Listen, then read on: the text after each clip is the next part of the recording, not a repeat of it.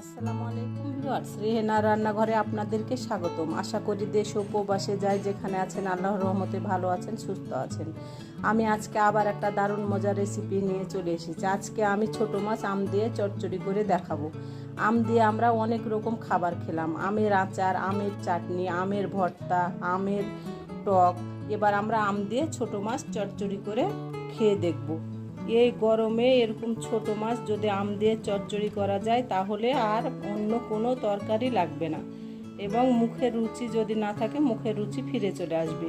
এখানে আমি 1 কেজি মাছ নিয়েছিলাম, কেটে ধুয়ে পরিষ্কার করে আমার এতখানি মাছ হয়েছে। এখানে আমি পুঁটির মাছ নিয়েছি, খলসা মাছ ইদানিং পাওয়াই যায় না। এখানে আমি পুঁটির মাছের মধ্যে খলসা মাছগুলা ছিল। এখানে খলসা মাছগুলা খুব বড় সাইজের খলসা মাছ। এসব খলসা মাছগুলো এখন আর পাওয়াই যায় না।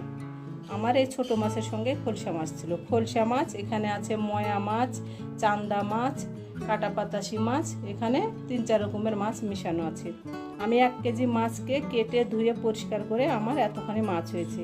মাছগুলোকে আমি কেটে ধুয়ে পরিষ্কার করে লেবুর রস মাখিয়ে 10 মিনিট রেখে তারপরে আমি আবার পরিষ্কার করে ধুয়ে নিয়েছি। তাহলে চলুন কথা না বাড়িয়ে আমরা মাছটা ম্যারিনেট করে নিই। এখানে কড়াই নিয়ে নিয়েছি। আমরা যেহেতু মাছটা আম দিয়ে রান্না করব, আমরা অবশ্যই সরিষার তেলটা ব্যবহার করার চেষ্টা করব, কারণ আমে সরিষার তেল দিলে খেতে খুব মজা হয়। আমি এখানে সরিষার তেল দিয়ে দিলাম 1 কাপ। মাছটা অবশ্যই সরিষার তেল দিয়ে রান্না করার চেষ্টা করবেন। আমি এখানে দেব পেঁয়াজ কুচি। এখানে আমি 200 গ্রাম পেঁয়াজ কুচি আমি কুচি কুচি করে কেটে নিয়েছি।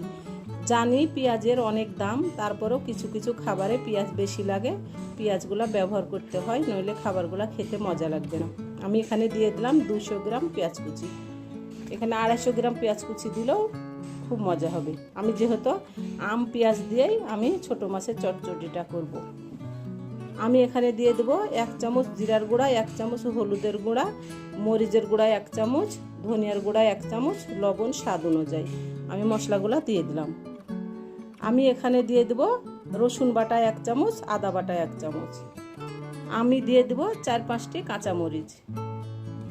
মশলাটা আপনি হাতে মেখে নেবেন এবং মশলা থেকে এক সময় পানি বের হয়ে যাবে, তখন আপনি মশলাটা আপনার মাখা হয়ে যাবে এবং পেঁয়াজগুলো নরম হয়ে যাবে। আমি দিয়ে দেব প্রথমে খলসা মাছ। আমি খলসা মাছগুলো দিয়ে দিলাম। আমি দিয়ে দেব এখানে পুঁটির মাছ। আমি পুঁটির মাছগুলো দিয়ে দিলাম। আমি মাছগুলো খুব সুন্দর করে পরিষ্কার করে আমি ছাকনাতে ছেঁকে নিয়েছিলাম, সেজন্য আমার মাছ থেকে 1 ফোঁটাও পানি বের হয়নি। আমি দিয়ে দিলাম এখানে মিশানো মাছ। এখানে চান্দা, কাটা পাতাশি, আপনার ময়া, সব কিছু মাছ মিশানো আছে। আমি মাছগুলো দিয়ে দিলাম। এবার আমি মাছগুলোকে ভালো করে আমি হাতে মেখে নেব। এই মাছগুলো আলতো হাতে মেখে নিতে হবে, নইলে মাছগুলো ভেঙে যাবে।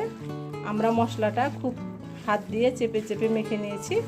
আমরা মাছগুলো আলতো হাতে মেখে নেব। মাছগুলা খুব চেপে চেপে মাখা যাবে না। মাছটা পেঁয়াজ আর আম দিয়ে রান্না হবে আমি মাছে। তবে আপনারা চাইলে আলু ব্যবহার করতে পারেন, আমি আলু ব্যবহার করব না। আমি শুধু পেঁয়াজ আর আম দিয়েই আমি চচ্চড়িটা করব, সেজন্য আমি পেঁয়াজটা বেশি দিলাম। এখানে 250 গ্রাম পেঁয়াজ দিলে ঠিক হতো। এখন প্রচুর পেঁয়াজের দাম, সেজন্য আমি 200 গ্রাম পেঁয়াজ ব্যবহার করলাম। আমার মাখা হয়ে গেছে। এবার আমি হাত ধুয়ে পানি দিয়ে দেবো। এখানে বেশি পানি দেওয়ার দরকার নাই, আমরা হাতটা ধুয়ে পানি দিয়ে দেবো, যেহেতু আমরা চচ্চড়ি করব মাছের। এখানে খুব বেশি পানি দেওয়ার প্রয়োজন নাই। আপনাদের ইচ্ছা হলে আপনারা আলু, বেগুন ব্যবহার করতে পারেন। বেগুন দিয়েও আম খেতে মজা লাগে এবং আলু দিয়েও আম খেতে মজা লাগে। আপনারা দুইটাই ব্যবহার করতে পারেন, হয় বেগুন নইলে আম, আবার আলু বেগুন দুইটাই ব্যবহার করতে পারেন। আমি এবার কিচেনে চলে যাব। ছোট মাছে তেজপাতা দিলে খেতে মজা লাগে। আমি একটা তেজপাতাকে আমি অর্ধেক করে ছিঁড়ে দেব। ছোট মাছে তেজপাতা দিলে খেতে ভালোই লাগে, খারাপ লাগে না।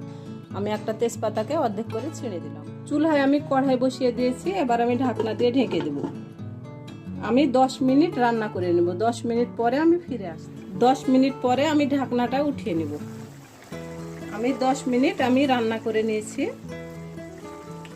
এই মাছটা রান্না করতে বেশি সময় লাগে না। এটা মাত্র 20 মিনিট রান্না করলেই হয়ে যাবে। আমি 10 মিনিট রান্না করে নিয়েছি। এবার আমি আম দিয়ে আর 10 মিনিট আমি রান্না করে নেব। এবার আমি আমগুলা দিয়ে দেব। এখানে আমি ফজলি আম নিয়েছি একটা। আমি যেহেতু ফজলি আম সেজন্য আমি একটা নিয়েছি। একটা আমের আমি 8 পিস করেছি। এটা ফজলি আম, আধা পাকা আম। আমটা মিষ্টি সেজন্য আমি একটা গোটায় আম দেব। আমি আমগুলাকে একটা একটা করে বিছিয়ে দেব। আমার ভিডিওগুলা যদি ভালো লাগে তাহলে আমার ভিডিওগুলা দেখার অনুরোধ রইল। যদি ফেসবুক থেকে দেখেন তাহলে অবশ্যই একটা ফলো দিয়ে দিবেন। যদি ইউটিউব থেকে দেখেন তাহলে একটা সাবস্ক্রাইব করার অনুরোধ রইল। হাতে যদি সময় থাকে তাহলে অবশ্যই একটা শেয়ার দিয়ে দিবেন। আমি এবার দিয়ে দেব 5-6টি কাঁচামরিচ। এটাতে ঝাল হবে না, এটা একটা ফ্লেভার সুন্দর করবে। আপনাদের একটা শেয়ারে আমি অনেক দূরে এগিয়ে যেতে পারবো। অবশ্যই আপনারা আমাকে সাপোর্ট করুন, আমার পাশে থাকুন। এই চ্যানেলটিতে সবথেকে বেশি প্রয়োজন আপনাদের সাপোর্টের।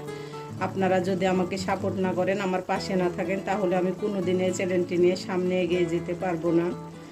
আমি 3 মাস কাজ করেছিলাম, তারপর আমি 2 বছর কাজ করতে পারিনি। আমি অনেক অসুস্থ ছিলাম, আমি আবার ফিরে এসেছি। আমি এবার ঢাকনা দিয়ে ঢেকে আমি 10 মিনিট আবার রান্না করে নেব। আমি প্রথমে 10 মিনিট রান্না করে নিয়েছি। আমি এবার আবার 10 মিনিট রান্না করে নেব। 10 মিনিট রান্না করলেই হয়ে যাবে। 10 মিনিটের মধ্যে আমি 2-3 বার নেড়ে চেড়ে দিয়ে আবার আমি 10 মিনিটের মধ্যে আমি 2-3 বার নেড়ে চেড়ে দেব। আমি ঢাকনা দিয়ে ঢেকে একবারে আমি রান্না করে ফিরে আসছি। মিনিট পরে আমি ফিরে আসলাম।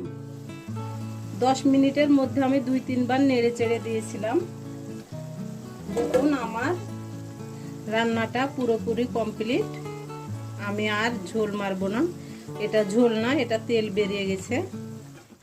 আমি খলসা, পুঁটি, চান্দা, ময়া, কাটা পাতাসি আমি সব রকম মিশানো মাছ দিয়ে রান্নাটা করলাম। আপনারা চাইলে শুধু একরকম মাছ দিয়ে করতে পারেন। পুঁটির মাছ, কাটা পাতাসির মাছ, ট্যাংরার মাছ, ময়া মাছ, যে কোনো একরকম মাছ দিয়ে করতে পারেন। আমি যেভাবে রান্নাটা করলাম আপনারা একবার হলো আমার মতো করে রান্না করে খেয়ে দেখুন।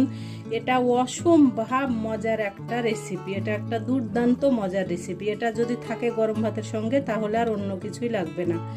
আমি এখানে ফজলি আম সেজন্য আমি একটা দিয়েছি।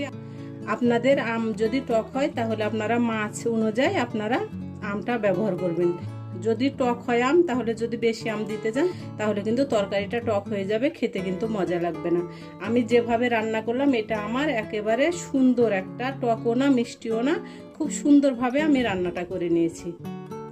আর আপনাদের আম যদি টক হয় তাহলে আপনারা অবশ্যই আম অল্প ব্যবহার করবেন, নইলে তরকারিটা টক হয়ে যাবে, খেতে মজা লাগবে না। আমি এবার ঢাকনা দিয়ে ঢেকে 10 মিনিট পরে আমি পরিবেশন করে দেখাচ্ছি। আমি যে কোনো রেসিপি আমি 10 মিনিট আমি চুলার ওপর রাখি, তারপরে আমি পরিবেশন করে নিই। আমি 10 মিনিট পরে আপনাদেরকে পরিবেশন করে দেখাচ্ছি। এবার আমি পরিবেশন করে নেব।